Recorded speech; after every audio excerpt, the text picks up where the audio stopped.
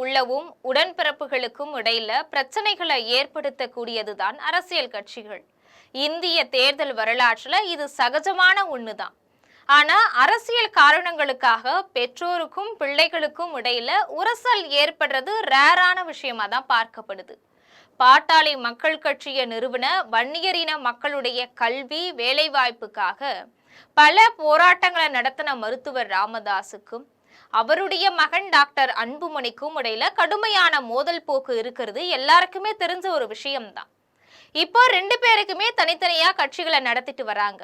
வட மாவட்டங்கள்ல ஒரு குறிப்பிட்ட சமூக மக்கள் கிட்ட செல்வாக்கூட இருக்கக்கூடிய பாட்டாளி மக்கள் கட்சியுடைய தலைவராக அன்புமணிய தேர்தல் ஆணையம் அங்கீகரிச்சிருக்கிறதால டாக்டர் ராமதாசும் அவருடைய தொண்டர்களும் சோர்வடைஞ்ச நிலையில இருக்கிறாங்க. இந்த நிலையில கட்சியுடைய மாம்பழ சின்னமாச்சும் தனக்கு கிடைக்கும் அப்படின்னு ராமதாஸ் ரொம்பவும் எதிர்பார்த்துட்டு இருந்தாரு. ஆனா அதையும் மகன் அன்புமணிக்கு தேர்தல் ஆணையம் ஒதுக்கிருச்சு. இது எல்லாமே பாஜக கூட்டணிய அன்புமணி ஆதரிச்ச காரணத்தால மத்திய பாஜக அரசு அவருக்கு கொடுத்த பரிசாவே விமர்சனம் செய்யப்படுது.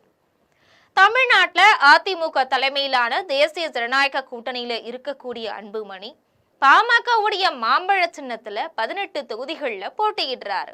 சசிகலா கட்சி கூட கூட்டணி சேர்ந்திருக்கக்கூடிய அன்புமணியுடைய தந்தை டாக்டர் ராமதாஸ் 37 தொகுதிகள்ல அனைத்திந்திய ஜனநாயக பாதுகாப்பு கழகம் அப்படிங்கிற பெயர்ல வேட்பாளர்களை களமிறக்கி இருக்கிறார். இந்த வேட்பாளர்கள் எல்லாருமே சசிகலாவுடைய தென்னந்தோப்பு சின்னத்துல போட்டியிடுறாங்க. இந்த சூழல்ல மாம்பழம் சின்னத்தை முடக்க கோரி டாக்டர் ராமதாஸ் மேல்முறையீடு செஞ்ச வழக்க அவசர வழக்கா விசாரிக்கணும் அப்படிங்கிற கோரிக்கையை ஏற்க சென்னை உயர்நீதிமன்றம் மறுபடியும் மறுத்துருச்சு. இது ராமதாஸுக்கு மிகப்பெரிய கவலையை ஏற்படுத்தி இருக்கு. இந்த நிலையில மாம்பழ சின்னத்துல அன்புமணி நிறுத்தி இருக்கக்கூடிய வேட்பாளர்கள் 18 பேரையுமே தோற்கடிக்காம ராமதாஸ் விடமாட்டார் அப்படின்னு சொல்றாங்க விவரம் தெரிஞ்சவங்க.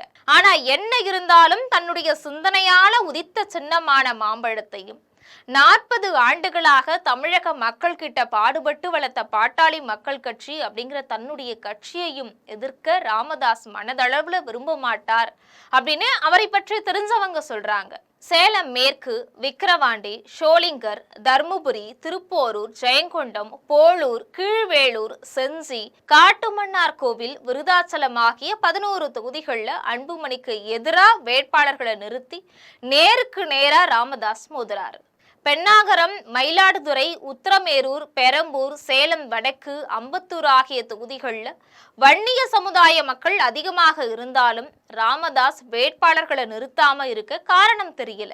டாக்டர் ராமதாஸ் கூட 40 ஆண்டுகளுக்கும் மேலாக பயணித்து வரக்கூடிய பாமகவுடைய ஜி.கே. மணியுடைய மகன் தமிழ்குமரன் கொஞ்ச நாளைக்கு முன்னாடி டெல்லிக்கு பயணம் செஞ்சு காங்கிரஸ் தலைவர்களை சந்திச்சார். அவர் அந்த கட்சியில சேர்ந்த 5 நாட்கள்ல பெண்ணாகரம் தொகுதியுடைய காங்கிரஸ் வேட்பாளராக அறிவிக்கப்பட்டார். இது காங்கிரஸ் கட்சிக்குள்ள மிகப்பெரிய புகைச்சலை ஏற்படுத்தி இருக்கு. தன்னுடைய மகன் தமிழ்குமரன் பெண்ணாகரத்துல போட்டியிடுறதால அங்க போட்டியிட விருப்பம் இல்லாம ஜி.கே. மணி தேர்தல் களத்திலிருந்தே ஒதுங்கிட்டார். தமிழ்நாட்டை இப்ப இருக்கக்கூடிய அரசியல் தலைவர்கள்லயே வயதுல மூத்தவரான டாக்டர் ராமதாசும் அவருடைய மகன் டாக்டர் அன்புமணி ராமதாசும் ஒருத்தர் முஷ்டியை உயர்த்தி கொண்டு எதிரெதிரா நிக்கிறாங்க.